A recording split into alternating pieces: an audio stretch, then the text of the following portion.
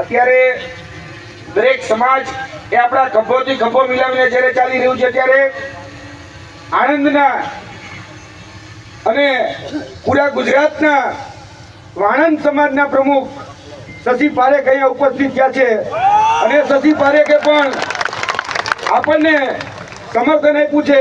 શશી પારેખ જરાક ઊભા થાય એટલે બધાને દેખાઈ જાય. તમામ ક્ષત્રિય સમાજ શશી પારેખનો ખૂબ ખૂબ આભાર માને છે અને મારા પુરોગામી વક્તા બંને ચાવડા સાહેબે, પીટી જાડેજા સાહેબે ખૂબ સુંદર વાત કરી છે એટલે એ વાતને હું રિપીટ પણ નહીં કરું. મૂળ મુદ્દાની વાત ઉપર આવું. 4 મિનિટથી વધારે સમય પણ નથી લેવો એટલે સીધી જ વાત, નો બકવાસ. મિસ્ટર પરસોત્તમ રૂપાલા સાહેબ, तुम्हारे पांव के नीचे जमीन नहीं. मिस्टर परसोत्तम रूपाला साहब, तुम्हारे पांव के नीचे जमीन नहीं. कमाल है, फिर भी तुमको यकीन नहीं. अरे परसोत्तम रूपाला साहब, તમે જે વાણી વિલાસ કર્યો અને વાણી વિલાસને કારણે જે રીતે મારા પુરોગામી વક્તાએ કીધું એમ કે એના જીભે કહી શકાય કે સરસ્વતીજી બિરાજમાન થયા અને એ સરસ્વતીજીએ એમને ભૂલ કરાવી. જે રીતે મંત્રા કઈકઈના જે ઉદાહરણો આપ્યા એ જ રીતે એમની વાત પણ ખૂબ સાચી છે. એટલે આગળના દિવસમાં આપણે જે વાત હવે ધ્યાનમાં રાખવાની છે એ છે કે આપણે ક્ષત્રિય સમાજે અને અહીંયા ઉપસ્થિત તમામ વર્ગના વર્ણના તમામ લોકોને કહેવાનું કે ક્ષત્રિય સમાજનો તો આક્રોશ છે જ, એમાં ના જ નથી, પરંતુ છેલ્લા 5 વર્ષમાં, છેલ્લા 10 વર્ષમાં થયેલા તમામ ભ્રષ્ટાચારોને યાદ કરજો.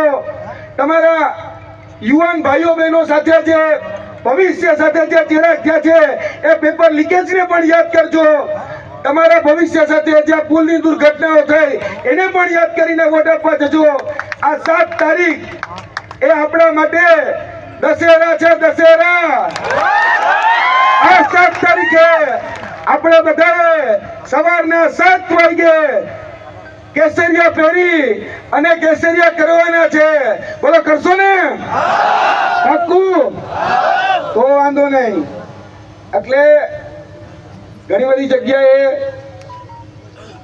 ઘણા બધા લોકો એવું કહેતા હોય છે અને જે રીતે ચાવડા સાહેબે પણ વાત કરી કે ક્ષત્રિય સમાજ શું કરી લેવાનો, તો આ ક્ષત્રિય સમાજ છે જ્યારે એની અસ્મિતાની વાત આવે, જ્યારે સ્વાભિમાનની વાત આવે, જ્યારે સ્વમાનની વાત આવે ત્યારે આ ક્ષત્રિય સમાજે એક જ વ્યવહાર કર્યો છે અને વ્યવહાર છે માથા દેવાનો ને માથા લેવાનો. કે રોટી ડટીનો વ્યવહાર નથી કર્યો પરસોત્તમભાઈ. એટલે પરસોત્તમભાઈ જે ભાગે ફોજદારી કરે છે તો એને પણ કહેવાનું કે તમે ક્ષત્રિય સમાજનો ઇતિહાસ ન વાંચ્યો હોય તો વાંચી લેજો પહેલા. અને ક્ષત્રિય સમાજે આ દેશની અખંડિતતા માટે, દેશના એકીકરણ માટે જે પોતાની પાસે દેશી રજવાડા હતા, ઉપર કાશ્મીરનું જયસિંહથી લઈ નીચે ત્રાવણકોર સુધીના તમામ દેશી રજવાડાઓ એક હાકલ પડી ત્યારે આ દેશને એકીકરણ માટે સમર્પિત કરી દીધા છે અને તમે ટિકિટ નથી આપી શકતા. ભલામણા આ તકલીફ ક્યાં પડે છે? આપણે જે રીતે આ ચરોતરની જે ક્રાંતિકારી ભૂમિ છે ત્યાંથી શપથ પણ લેવાના છે, કેમ કે આ દેશ જેટલો ગાંધીજીનો છે એટલો જ વીર ભાતીજીનો પણ છે. બોલો ભાતીજી મહારાજની, ભાતીજી મહારાજની, ભાતીજી મહારાજની. અને 7 તારીખે કેસરિયા પહેરી સવારે 7 વાગે આપણે કેસરિયા કરવાના છે. આ વાત ભૂલાય નહીં. અને એક વાત હંમેશા યાદ રાખજો કે આ ક્ષત્રિય સમાજ છે, આ ક્ષત્રિય સમાજે લોહી પીધું નથી, લોહી પીધું નથી, લોહી દીધું છે. આવજો મારા બાપુની ડેલી એટલે કહેશું કે તમારું તો ભલામણ હાથ બારમાં ક્યાંય નામ નતું. એટલે લોહી પીધું નથી અને લોહી પીધું છે બાપુની ડેલી. અરે ઘણું નોંધવા જેવું કીધું છે બાપુની ડેલી. તમારા બાઈકમાં કઈ વીઘો હતી? હાથ બારમાં નામ ચડ્યું જ છે બાપુની ડેલીએ. એટલે દાતારીના ઉદાહરણ કોને કહેવાય? જોવા આવું તો આવજો. 1815 હતા અમારા સર કૃષ્ણકુમાર સિંહજી પાસે, અને જ્યારે દેશના એકીકરણમાં સરદાર પટેલ સાહેબ આવ્યા ત્યારે એટલી જ વાત કરી, બાપુ જરૂર છે. ત્યારે એક સમય કે એક સેકન્ડ વારનો વિચાર નથી કર્યો અને પોતાના 1815 ને એક દેશ માટે સમર્પિત કરી દીધા હોય ત્યારે એ દાતારીના ઉદાહરણ મારે ક્યાંથી લેવા જવા પડે નથી. તમે તો અમારો કેસરીય ધ્વજ પણ લઈ ગયા છો. તમે આ હિન્દુત્વની જે વાત કરો છો એ હિન્દુત્વ ટકાવવા માટે, આ દેશના સીમાડાની રક્ષા કરવા માટે અમે અમારા લીલા માથાઓની આહુતિ આપી છે. આ સોમનાથની જે ધજા જે અત્યારે ફટાકા મારે છે એ હજારો અમીરજી ગોહિલ જેવા ક્ષત્રિય યુવાનોએ પોતાના લોહીથી સિંચન કર્યું છે. એટલે તમે અમને હિન્દુત્વના પાઠ ન શીખવાડતા. આગળના દિવસોમાં કદાચ પરસોત્તમભાઈ જો રાજકોટની રેલી ન જોઈ હોય તો કહેવા માંગીએ છીએ કે આ આણંદની રેલી જોઈ લેજો કે રેલી નથી, આ રેલી નથી, આ રેલો છે. અને પરસોત્તમભાઈ તમારો પગ નીચે આવેલો છે. અને હવે કહું કે આ રેલી નથી, આ રેલો છે અને પૂરી ભારતીય જનતા પાર્ટીના પગ નીચે આવેલો છે.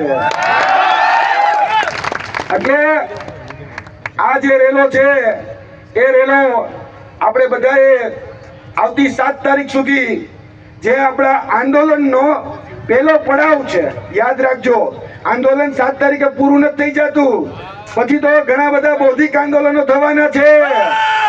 આંદોલનનો 7 તારીખે પહેલો પડાવ છે. એટલે આ 7 તારીખે જ્યારે પહેલો પડાવ છે ત્યારે આપણે ક્યાંય પણ કોઈ પણ જગ્યાએ લોભ લાલચ કે પ્રલોભનમાં નથી આવવાનું. કોઈ ગમે એવી લાલચ આપે, ત્યારે કોઈ ચપલાની વાત કરે, કોઈ ચવાણાની વાત કરે તો યાદ રાખજો કે ક્ષત્રિય સમાજનું જે સ્વાભિમાન, નારી શક્તિનું જે અપમાન થયું છે એ અપમાનનો બદલો હવે બદલાવથી લેવાનો છે. આ અપમાનનો બદલો હવે પરિવર્તનથી લાવવાનો છે. બાકી આગળના દિવસોમાં પછી જોવા જેવી એ થશે અને ઘણું બધું આગળ વધારવાનું છે. છેલ્લી વાત કરી અને મારી વાણીને વિરમું છું, કારણ કે સમય મર્યાદા છે. આપણી પાસે રાજસ્થાનથી મહિપાલસિંહ મકરાણા પણ ઉપસ્થિત થયા છે અને બહુ સુંદર અહીંયા વાત બધી જ થઈ ગઈ છે. એટલા માટે છેલ્લી વાત કે વડે નહીં કઈ ગેંગે પે કરવાથી, વડે નહીં કાંઈ ગેંગે કે કરવાથી, અરે ઘડીક શણગાર મર્દોનો સજીવ્યો તો મજા છે. અને મજા કઈક ઓર આવે જો કાયર વેશ મૂકો તો, અને કદમ બે કાળની સામે ભરી લ્યો તો મજા છે. એટલે